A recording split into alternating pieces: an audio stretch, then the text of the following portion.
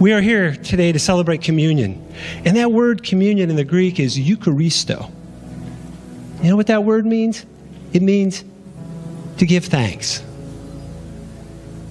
To give thanks, to come together, to share a meal and to give thanks. And Molly and I, Molly who's with us today, I'm not going to look that way. We are so thankful for the way Jesus has been with us every step of the long journey of life and possible death. And yea, even though we've been walking through the valley in the shadow of death hanging over us, we are not fearing death as an evil thing. For his rod of authority and his staff of comfort and his words of encouragement are with us every step of the way. We have no fear, for his goodness and mercy are walking with us. And you, our dear friends, have been walking with us every step of the way. You're truly his goodness and mercy poured out upon us in our time of great need. Your love and devotion has been shown to us in so many physical, tangible ways. And please, forgive me ahead of time if I forget some precious thing you did, but I tried to say them all. You're juicing. People coming over and making meals for Molly with the juicer. The meals you have cooked for the last 5 months. The cookies you have made, primarily for me, of which I'm eternally thankful. The songs you sung over us, the music you have played for Molly, your special gifts and presents and cards, your prayers and intercessions, your visits, your phone calls.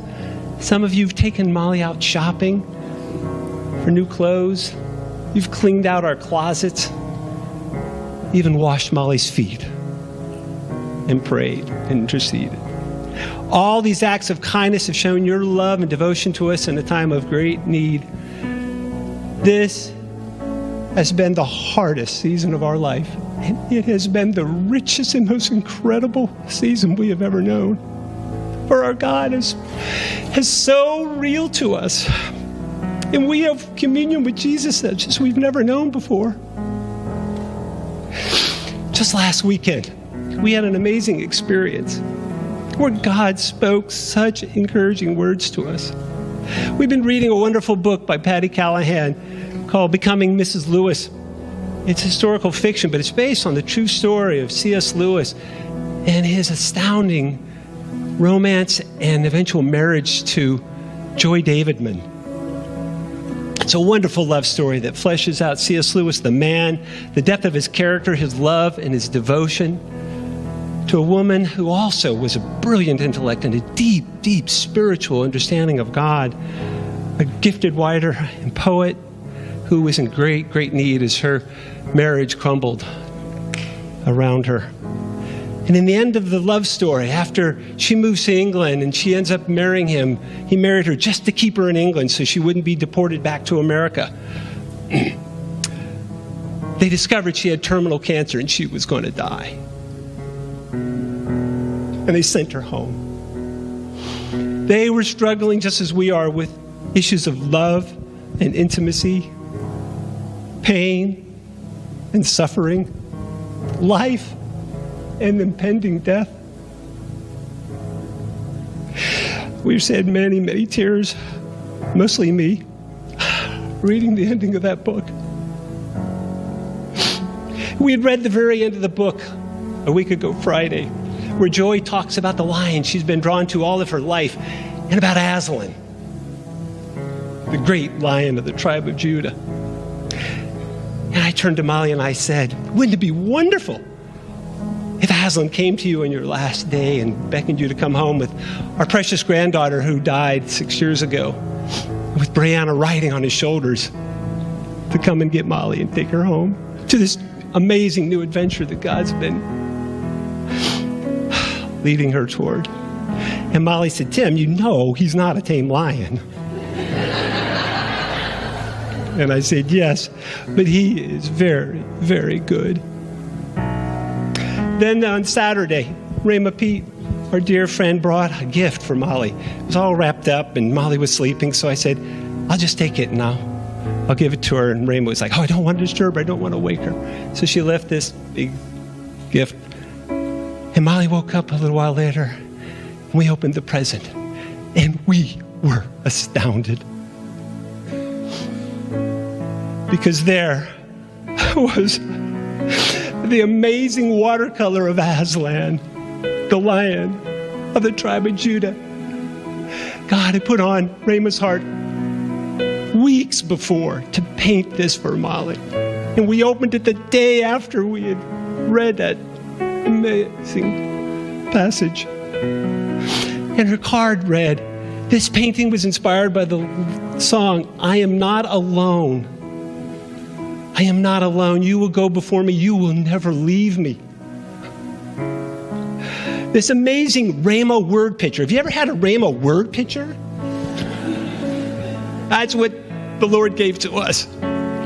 It absolutely overwhelmed us and filled us with tears of joy and thanksgiving as we beheld this, our Savior in the form of the lion. He was speaking right to our hearts, directly to our situation, confirming to us, we are not alone. We are not alone. He is truly with us. And he's going before us, and he will never leave us, and he will never forsake us. He is such a good, good God. You know, some people might say what we're going through is a terrible, terrible tragedy, but we don't think so. We consider ourselves incredibly blessed. For he is a rewarder for those who diligently seek him and follow him. And Molly is going to soon receive the reward that she so richly, richly deserves. Well done, thy good and faithful servant, he shall say. We see his glory shining in so many powerful ways as we continue to share the love of God with friends and family and acquaintances. The other day I said, Molly, you know, you can let go now. Jesus is ready for you. And she said, I'm not ready. There's so many people I want to talk to and I want to help and I want to share with. And people keep coming. People keep sharing. People keep being touched by this incredible woman of God. So I just hope she didn't hang on for another couple of months because I don't know that I can handle it. Hey, baby, you hang on as long as you want. I'm just kidding. You know, over 480 people have viewed that Molly's last testimony on YouTube. The number continues to grow. And we've had so many people who've been touched and deeply impacted by her words of encouragement. You know, no matter what the world may offer, we say, give me Jesus. No matter what may happen, we know it's all about love. And when Molly goes home to be with Jesus sometime soon, he will receive all the glory. He will receive all the honor. For he alone is worthy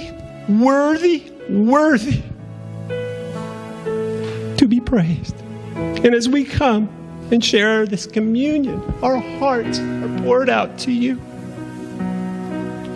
And it is well with our soul because Jesus is with each and every one of us. He was broken that we might have life and have it life eternally. And he's promised to walk with us through the hardest things you can imagine. You may say, I could never do what Tim and Molly are going through. Yes, you can. Because our God, he can do this in every single one of your lives, no matter what you're going through, no matter what your experience. All we are is two people who said, yes, Lord, every step of the way. So, come, ushers, release everybody row by row. Partake of these elements and be generous. It's so amazing that in this day where we are celebrating life, we are also celebrating life to come.